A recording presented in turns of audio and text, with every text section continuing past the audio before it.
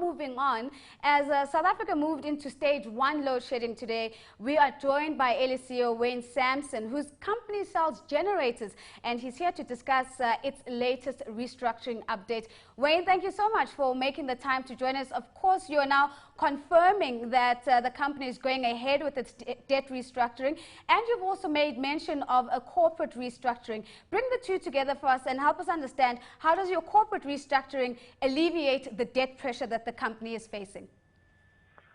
Evening. Yeah, so the debt restructuring we spoke about, that we're in the process of it. We've been in negotiations with Standard Bank, and we have now concluded term sheets with Standard Bank. What the debt restructuring basically does is you have two quite diverse businesses within the Ellies Pty Limited. You had the Ellies consumer business, and you had Megatron, which is an electrical infrastructure business. Megatron at the stage was a subsidiary of Ellies Pty Limited, so we are funding both infrastructure and consumer with consumer debt facilities.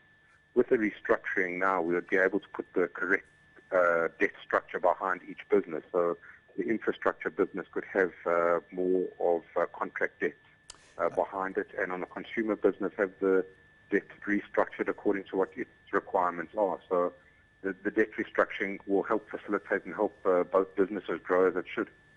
Wayne, you've talked about the loss being bigger than it was, but you've had some hard times with the regulators in terms of the set-top technology, and with Eskom, with what you were hoping to roll out with the light bulb. So a few things have come together to make life tough for you in this recent period.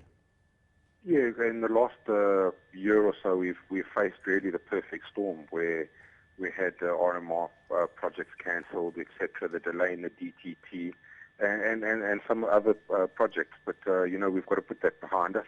Part of what we showed in the loss is obviously stock impairments, with resulting of some of those cancelled projects. But when it comes to the DTT, we're hoping very soon that our investments will be realised, in that ISASA have issued tenders out at the end of last year. They closed on the 6th of January, and we've heard that we're one of the approved suppliers, as was reported in the press. So now we're just waiting to see the actual orders coming through and see what kind of size they are.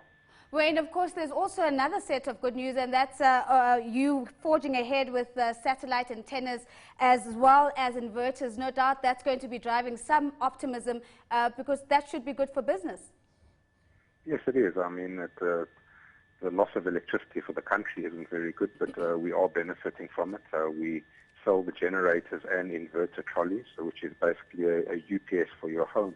The generators we're selling is predominantly in the consumer market, where it only goes up to 7.5 kVA, and the inverter trolley up to 1,200 watts. And that inverter trolley is manufactured, our engineering works, and we've been battling to keep up with demand. Obviously, with the restriction on the amount of cash we have, we're supplying as much as we can, and if anything on the inverters, we're flying it in, because demand is outstripping supply by a long shot.